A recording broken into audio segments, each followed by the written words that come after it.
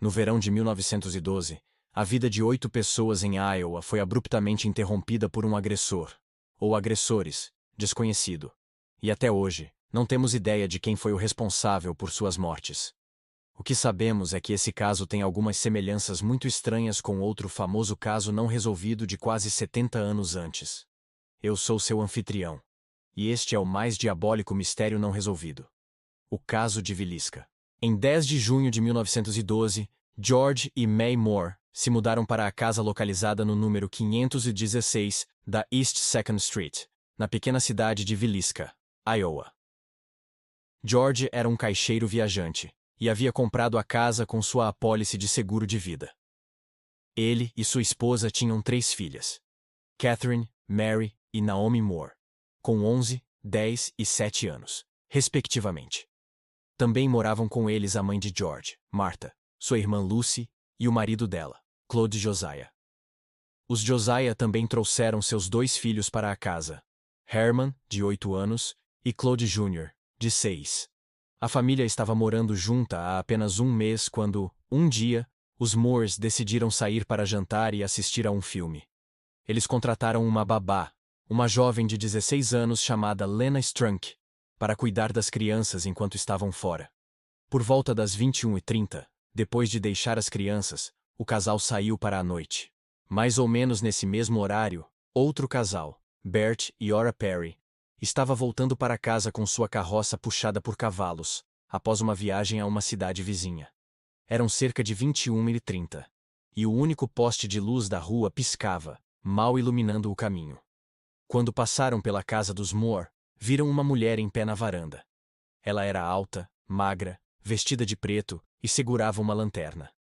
Os Perrys não deram muita importância e seguiram em frente. Mas, minutos depois, ouviram um som que parecia o tiro de um cavalo. Eles voltaram rapidamente à casa dos Moore. Quando chegaram, viram novamente a mulher de preto, agora acompanhada de um homem que não reconheceram. Ela falava com ele, gesticulando muito, como se tentasse chamar sua atenção. O homem desceu do cavalo, subiu na varanda e desapareceu dentro da casa.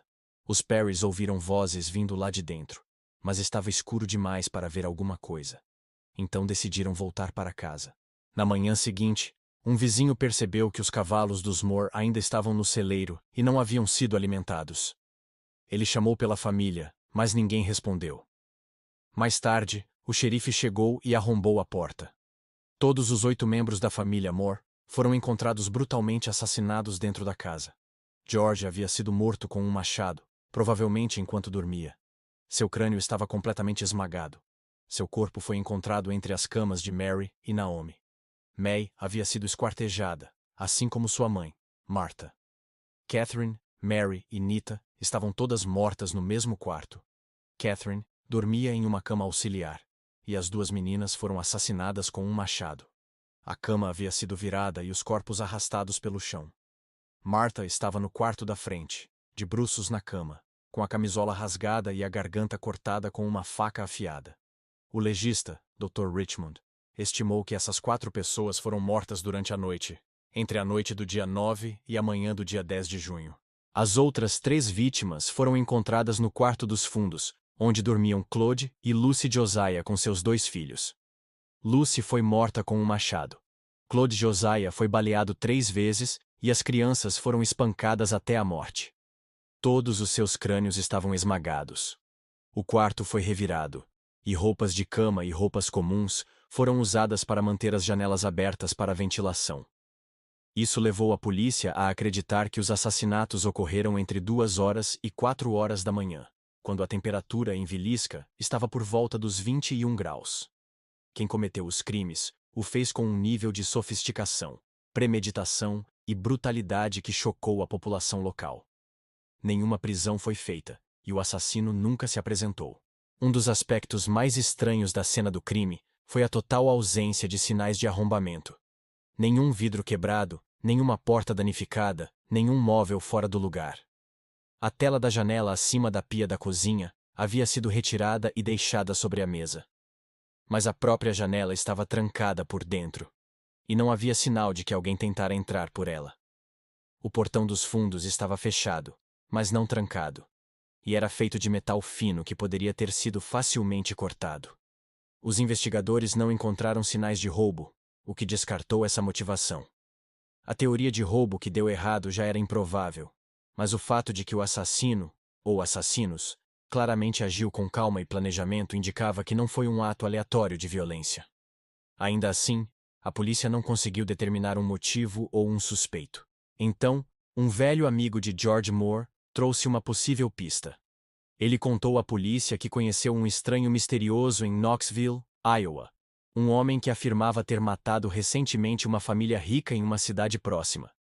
O problema é que havia dezenas de famílias que se encaixavam nessa descrição, e as autoridades nunca conseguiram identificar qual era. A pista acabou indo a lugar nenhum, e a investigação estagnou mais uma vez. Quase 110 anos depois, o caso ainda é considerado um dos mais brutais e enigmáticos da história de Iowa. O que o torna ainda mais intrigante é que os assassinatos de Villisca compartilham muitas semelhanças com outro caso não resolvido, de quase 70 anos antes, nos anos 1840, o estrangulamento de Hattie Carroll. Em 7 de dezembro de 1840, Hattie Carroll foi encontrada estrangulada até a morte em seu quarto. Ela era uma jovem negra de 22 anos que vivia em Baltimore, Maryland, com seu irmão William, a esposa dele e seus 5 filhos.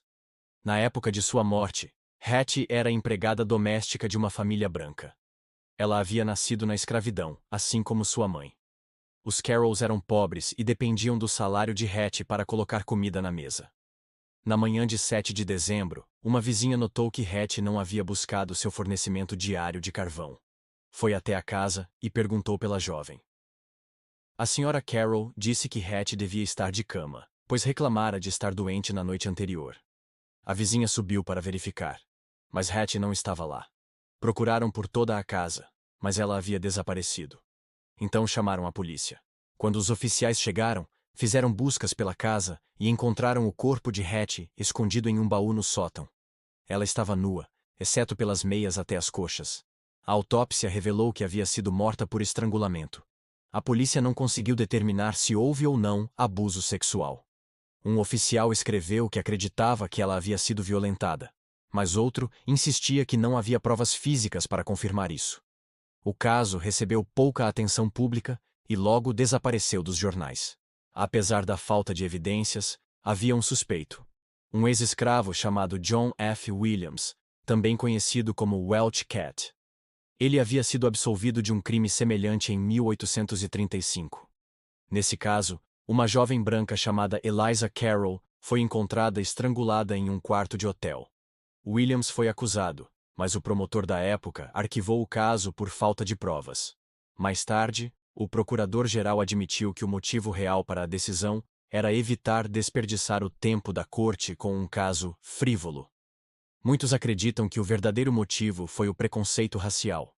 No caso de Hattie Carroll, Williams voltou a ser o principal suspeito, mas nunca foi acusado. Morreu em 1844 sem jamais ser inocentado. Até hoje, não se sabe ao certo o que aconteceu com Hattie. E embora o caso tenha várias semelhanças com os assassinatos de Villisca, os dois eventos não têm ligação direta. O primeiro caso documentado de uma pessoa estrangulada com um lenço aconteceu na França em 1793. Durante a Revolução Francesa, 2 mulheres acusadas de conspirar contra Robespierre foram condenadas à guilhotina. Mas, em vez de aceitar o destino, conseguiram roubar um lenço vermelho de um carcereiro e usaram-no para se enforcar. Esse método macabro de punição se tornou popular no século XIX. As vítimas frequentemente eram torturadas antes e depois da morte, às vezes com ácido nos olhos ou tendo as orelhas cortadas. A prática caiu em desuso no início do século XX e hoje é extremamente rara. Obrigado por assistir. Se você gostou deste episódio, inscreva-se e deixe uma avaliação. Vejo você na próxima.